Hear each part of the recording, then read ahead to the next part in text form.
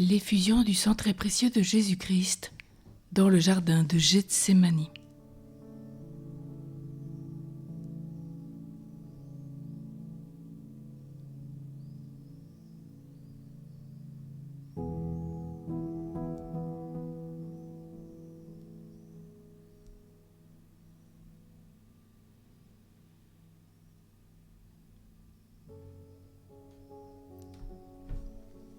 L'heure décrétée de toute éternité s'approchait à laquelle le Fils de Dieu devait se sacrifier pour nous pécheurs, au milieu de cruels tourments.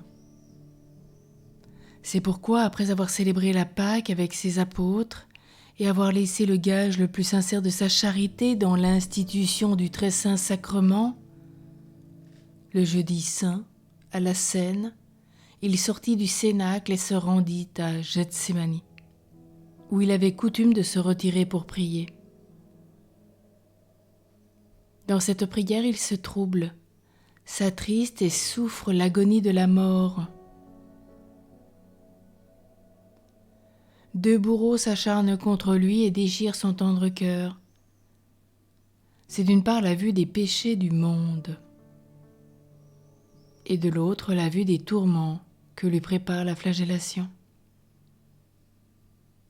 Quelle tempête de tristesse et de douleur vient se soulever dans son cœur affligé. Ce fut alors que le sang de Jésus, ne trouvant plus sa route accoutumée, ruissela de son sang, courut sur son visage, le long de ses vêtements, et enfin coula jusqu'à terre. Jésus tomba alors comme frappé de mort et baigné dans son propre sang. Ô mon âme, comment peux-tu soutenir la vue de Jésus dans ce pénible état ?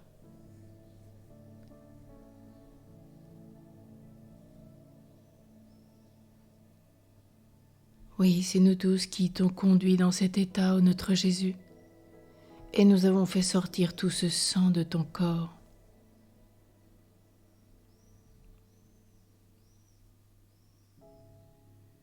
Il nous semble entendre répondre Jésus à Sainte Catherine de Sienne.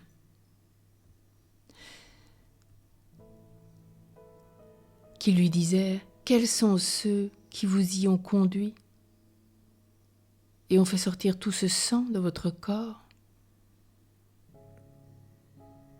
Et il répondit « La haine et l'amour. La haine contre le péché, l'amour pour les hommes. »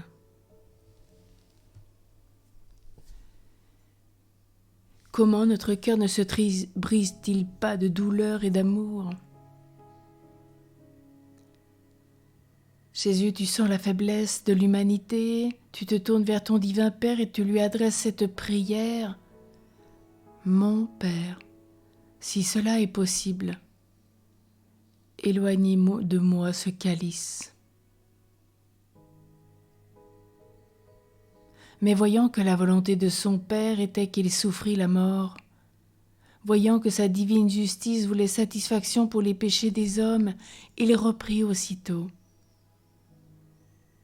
Père, que ta volonté soit faite, et non la mienne.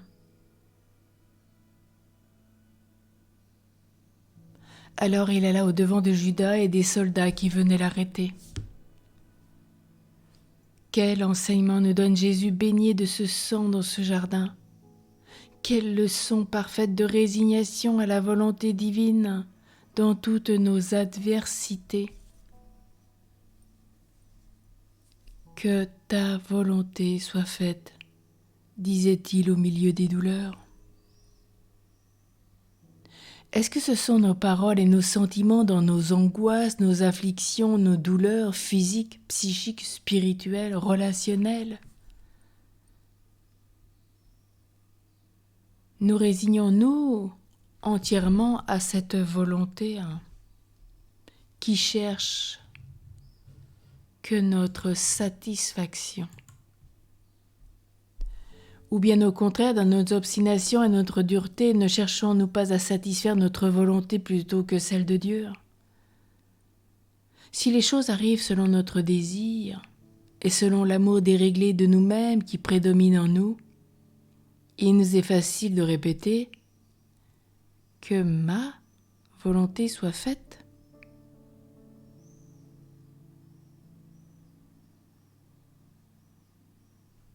Alors qu'il nous faudrait répéter sans cesse que ce soit ta volonté qui soit faite. Mais au contraire, donc, nous faisons face à nos désirs, nous nous irritons, nous nous dépitons, et alors nos lèvres répètent des paroles de résignation, et nos actions parfois les contredisent.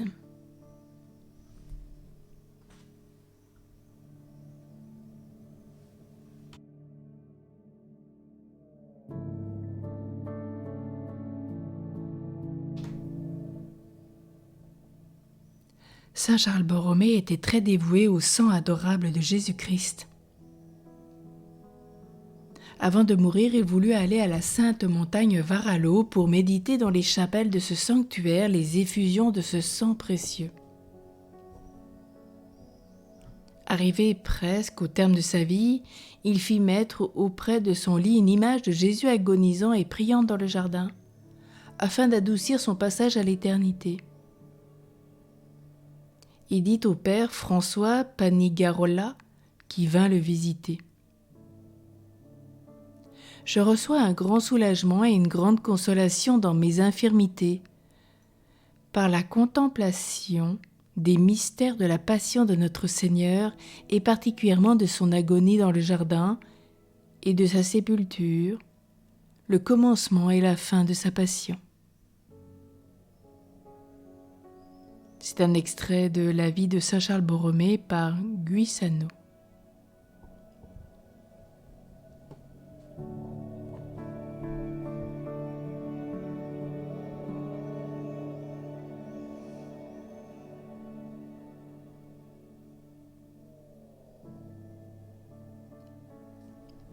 Prions. Jésus baigné de sang dans le jardin de tes souffrances, tu nous instruis. Au milieu de tant de peines, tu es prêt à faire la volonté de ton Père jusqu'à souffrir la mort. Alors que nous, pour le plus léger contretemps, pour la plus légère douleur, nous abandonnons cette parfaite résignation.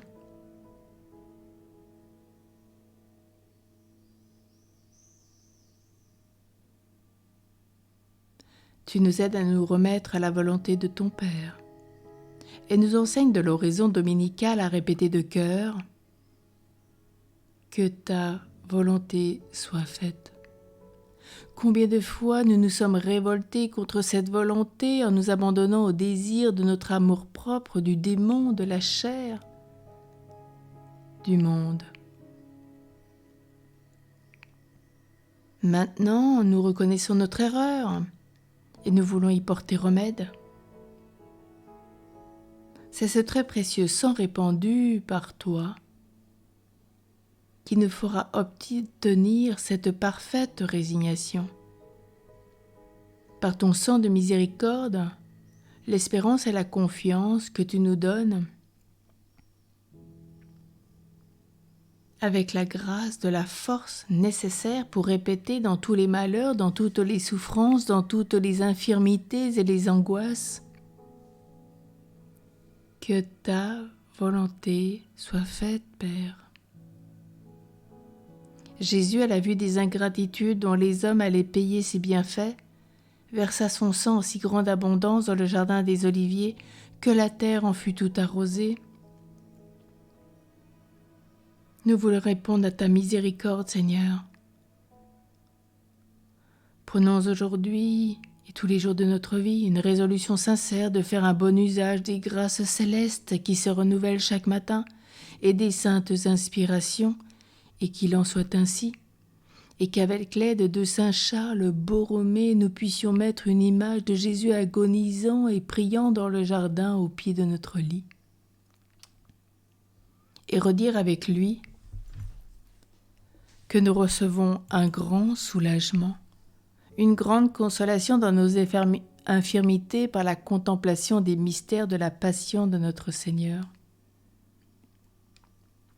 et particulièrement dans son agonie dans le jardin, de sa sépulture et dans tout le mystère de sa passion. Redisons ensemble notre Père. Notre Père, qui es aux cieux, que ton nom soit sanctifié, que ton règne vienne, que ta volonté soit faite, sur la terre comme au ciel. Donne-nous aujourd'hui notre pain de ce jour.